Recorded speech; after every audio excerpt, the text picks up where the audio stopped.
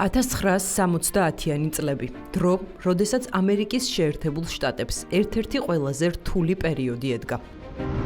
ვიეტნამის ომი, Watergate-ის სკანდალი, კულტურული რევოლუცია, საბოლოოდ კი ლიბერალური განწყობების გაძლიერება, რამაც შეარყია ისეთი ტრადიციული ღირებულებები, როგორიცაა რწმენა, ტრადიციული ოჯახი და ეროვნული სუვერენიტეტი. ქვეყანა კრიზისის ზღვარზე იდგა, საჭირო იყო ხალხს დაბრუნებოდა იმედი.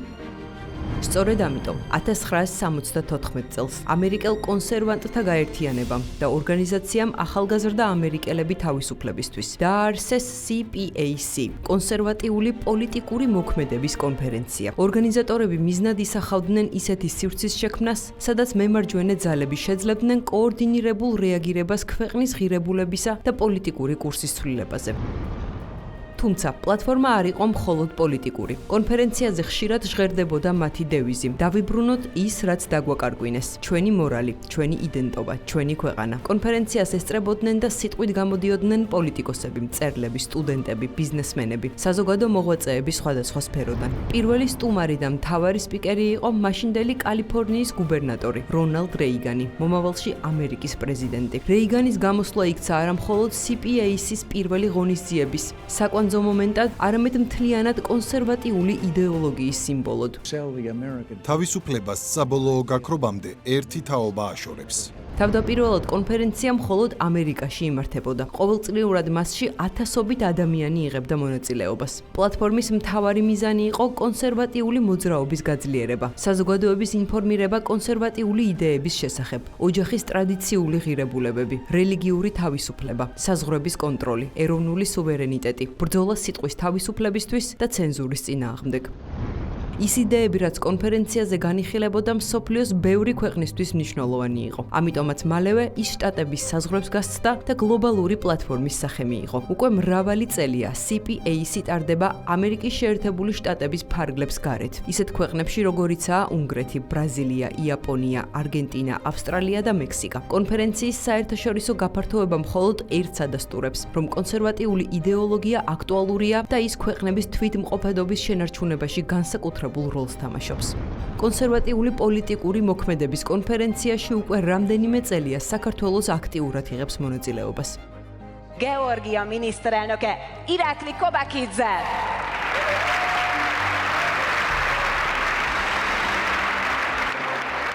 წლევანდელი კონფერენცია მიმდინარე კვირაში უნგრეთის დედაქალაქ ბუდაპეშტში გაიმართა. უნგრეთის პრემიერ-მინისტრმა ვიქტორ ორბანმა კონფერენციას სხვადასხვა ქვეყნის ლიდერებსა და ჩამოსულ სტუმრებს უკვე მესამედ უმასპინძლა.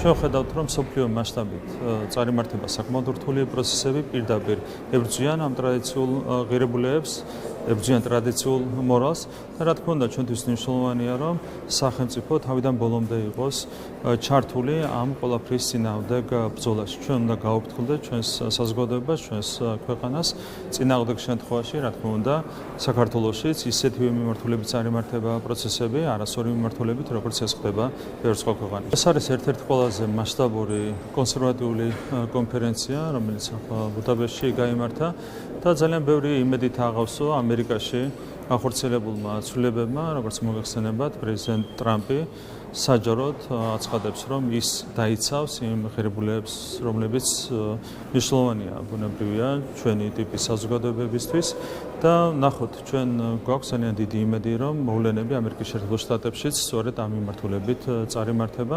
ჩვენ მზად ვართ ამერიკულ მხარესთან მჭიდრო თანამშრომლობისთვის.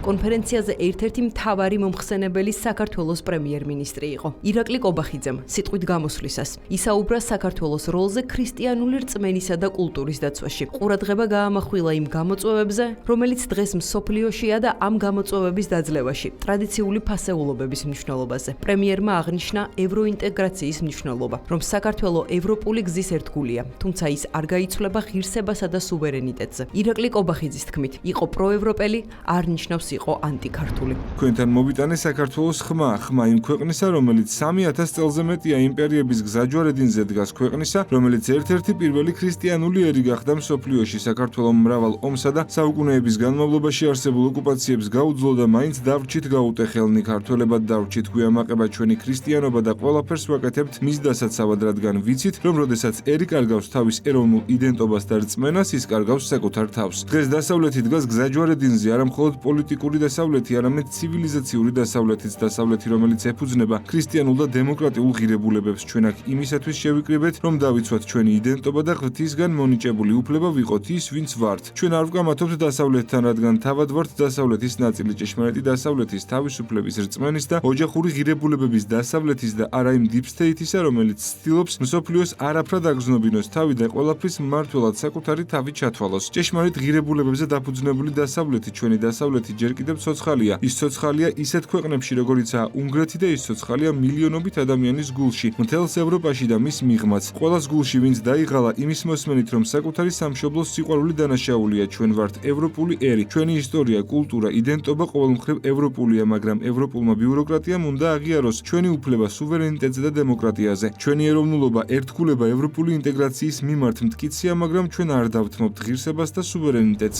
სიტყვით გამოსვლისას ირაკლი კობახიძემ დრო დაუთმო უკრაინის ომზე საუბარსაც. მან ყურადღება გაამახვილა მშვიდობის მნიშვნელობაზე. აღნიშნა, რომ საქართველოს მოსახლეობამ ზუსტად იცის და ესმის, რა ფასად მოდის ომი და რა ფასი აქვს მშვიდობას. სწორედ ამიტომ ქართული ოცნება 2012 წლიდან ყველაფერს აკეთებს ჩვენს ქვეყანაში მშვიდობის შესანარჩუნებლად. მთავრობის მეთაურმა აღნიშნა, რომ საქართველო დამოუკიდებლობისთვის მრავალი საუკუნის განმავლობაში იბრძოდა და ეს ბრძოლა ქართველების გენეტიკურ კოდშია.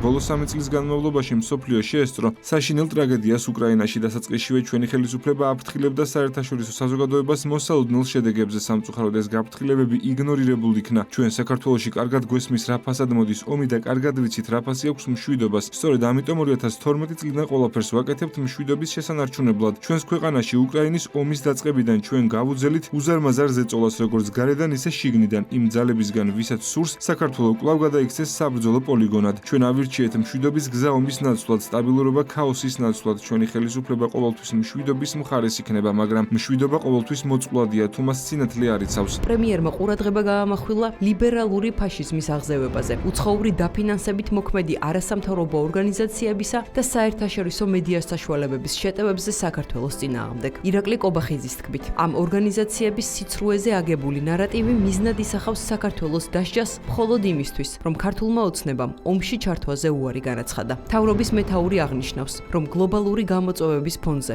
უმნიშვნელოვანესია ერებს ჰქონდეთ უფლება თავად განსაზღვრონ საკუთარი მომავალი და შეინარჩუნონ თავიანთი ფასეულობები. დღევანდელ არასტაბილურ სამყაროში შემაშფოთებელ მოვლენას ლიბერალური ფაშიზმის აღზევებას ვხედავთ. აგრესიული და შეუწყნარებელი უცხოური დაფინანსებით გავრცელებული იდეოლოგიისა და მოძრაობის სახით, რომელიც მიზნად ისახავს სახელმწიფოებისა და საზოგადოებრივი ინსტიტუტების დასუსტებას, სიძულვილის წახალისებას, გენდერული და ლგბტ პროპაგანდის ხელშეწყობას და ჩვენი საზოგადოების ფუნდამენტური ღირებულებების ნგრევას. ის თითქოს იცავს უფლებებს, მაგრამ ანადგურებს ერის უფლებას, განსაზღვროს საკუთარი განვითარება, ტოლერანტობას ამოფარებული, ცდილობს განსხვავებული აზრის ჩახშობას. წლების განმავლობაში გავლენიანმა საერთაშორისო მედია საშუალებებმა კოორდინირებული შეტევები განახორციელეს. საქართველოში მათზე სიცრუეზე აგებული ნარატივი მიზნად ისახავდა საქართველოს დასჯას, იმისათვის რომ ომში ჩართვაზე უარი ვთქვათ, სუვერენიტეტი ავირჩიეთ, ეროვნული ინტერესები დავაყენეთ, უპირველეს ადგილას წლებია საქართველო იბრძვის უცხოური დაფინანსების მოქმედი არასამთავრობოების და მედია საშუალებების დეზინფორმაციის წინააღმდეგ, რომლებიც პროგრესს კი არ ემსახურებიან, არამედ ცდილობენ ჩვენი ღირებულებების გადაკეთებას, როდესაც საქართველომ გაატარა ინიციატივა, რომელიც სუვერენიტეტის დაცვას და გამჭვირვალობას ემსახურება, ამას მუქარით და სანქციებით შეხვდნენ. მხოლოდ იმიტომ, რომ გავბედეთ და ვთქვით, დავიცვათ საქართველო და ეს საქართველომ თავად გადაწყვიტოს ყველაფერი.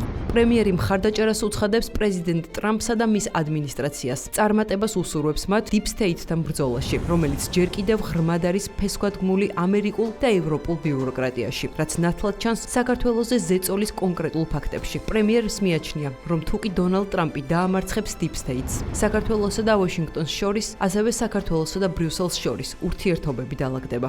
მსოფლიო მშვიდობის რღვევა, სხვა ქვეყნების საშინაო საქმეებში ჩარევა, ბრძოლა ეროვნული და რელიგიური იდენტობისთვის, გენდერული და ლგბტ პროპაგანდა, ოჯახური ღირებულებების შეზღუდვის მცდელობა, მედიის თავისუფლების გლობალური რღვევა და ცენზურა, ლიბერალური ფაშიზმი, ერთი ცენტრიდან წლიდან არის კოორდინირებული. ჩვენ ამ ცენტრს 2022 წლიდან გლობალური ომის პარტიას ვეძახდით. ხოლო ამერიკის შეერთებული შტატების ახალი ადმინისტრაცია მას Deep State-ად მოიხსენიებს. მოხარული ვართ, რომ პრეზიდენტმა ტრამპმა და მისმა ადმინისტრაციამ ბრძოლა Deep State-ს გამოუცხადა უცხოური ინტერვენციების ცნობილი მეთოდები USAID და NED, რომლის მეშვეობითაც Deep State-ი ცდილობდა საქართველოში ბოლო 4 წლის განმავლობაში 4 რევოლუციის მოწყობის მცდელობას გაუქმებულია. ახალი ადმინისტრაციის განცხადებები და კონკრეტული ნაბიჯები იმედის მომცემია. თუმცა ეს საკმარისი არ არის, როგორც ჩანს, Deep State-ი ჯერ კიდევ ღრმად არის ფესვგადგმული ამერიკულ და ევროპულ ბიუროკრატიაში. ეს ნათლად ჩანს საქართველოზე ზეწოლის კონკრეტულ ფაქტებში. ამის მაგალითია ევროპარლამენტის მიერ მიღებული 6 უსამართლო რეზოლუცია და ქართველი ხალხის წინააღმდეგ შეერთებული შტატების წარმომადგენელთა პალატის მიერ მიღებული კანონპროექტი, ეგრეთ წოდებული მეგობარი აქტი, რომელიც ასევე უსამართლოა და ქართულ ხალხზე თავდასხმას წარმოადგენს. იმედი მაქვს, რომ პრეზიდენტი ტრამპი წარმატებით შეასუსტებს Deep State-ს და ეს აუცილებლად დადებითად აისახება შეერთებულ შტატებსა და ევროკავშირთან საქართველოს ურთიერთობებზე. სიტყვის გამოსვლის დასასრულს საქართველოს მთავრობის მეთაურმა წარმატება უსურვა მსოფლიოს ყველა ლიდერს, ვინც მტკიცედ დგას რადიკალური მემარცხენე ლიბერალიზმის და Deep State-ის გავლენების წინააღმდეგ, ვინც იცავს სუვერენიტეტს, ტრადიციულ ღირებულებებსა და თავისი ხალხის ნებას. დასასრულს მსურს წარმატება და ყოველივე საუკეთესო უსურვა მსოფლიოს ყველა ლიდერს, ვინც მტკიცედ დგას რადიკალური მემარცხენე ლიბერალიზმის და Deep State-ის წინააღმდეგ, ვინც იცავს ეროვნულ სუვერენიტეტს, ტრადიციულ ღირებულებებს და თავის ხალხის ნებას. ღმერთმა დალოცოს უნგრეთი, ღმერთმა დალოცოს საქართველო და ღმერთმა დალოცოს თავისუფალი და მშვიდობიანი მსოფლიო.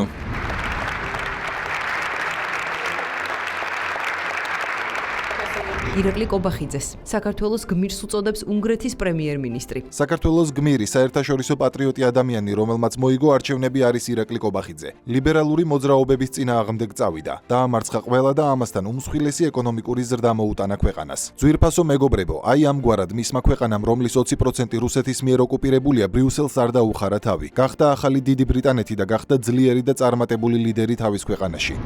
კონფერენციაზე ვიდეო მიმართვა გაავრცელა თავად ამერიკის შეერთებული შტატების პრეზიდენტმაც. დარბაზი ტრამპის ვიდეოს განსაკუთრებული ოვაციებით შეხვდა. დონალდ ტრამპმა პირველ რიგში მადლობა გადაუხადა მასპინძელ ქვეყანას და კონფერენციაში მონაწილე ქვეყნის ლიდერებს. განსაკუთრებული პატივისცემა გამოხატა უნგრეთის პრემიერ-მინისტრის ვიქტორ ორბანის მიმართ. ტრამპმა ხაზი გაუსვა კონსერვატიული ღირებულებების მნიშვნელობას. მინდა მოგილოცოთ უნგრეთში კონსერვატიული პოლიტიკური მოძრაობის თაოსნებს. კარგად იცით, მე რა დამოკიდებულება მაქვს თქვენდამი დიდი პატივისცემა და სიხარულის მომგვრელია ის, რასაც თქვენ აკეთებთ უნგრეთში. პატივისცემამ დიდებულ ადამიანს ვიქტორ ორბანს. მან დიდებული საქმე გააკეთა და ძალიან განსაკუთრებული ადამიანია, რა თქმა უნდა, დიდი პატივისცემა მაქვს როგორც კონსერვატიული პოლიტიკური მოძრაობის, ასევე მისი ხელმძღვანელების მიმართ. დიდი ფასეულობების დამცველი კაცია ვიქტორ ორბანი და ეს ორგანიზაციაც არის ძალიან ძლიერი ხმა უნგრეთში და მსოფლიოში. მე მინდა მადლობა გადაგიხადოთ ყველას კიდევ ერთხელ და გისურვოთ ყოველივე საუკეთესო ამ ღონისძიების ფარგლებში. კონსერვატიული პოლიტიკური მოქმედების კონფერენცია არის ერთ-ერთი ყველაზე მნიშვნელოვანი ყოველწლიური კონსერვატიული შეკრება, როგორც ამერიკის შეერთებულ შტატებში, ისე მსოფლიოს სხვადასხვა წერტილში. პატრიოტების ეპოქა დაბრუნდა. სწორედ ეს სიტყვები იყო წლევანდელი კონფერენციის დევიზი.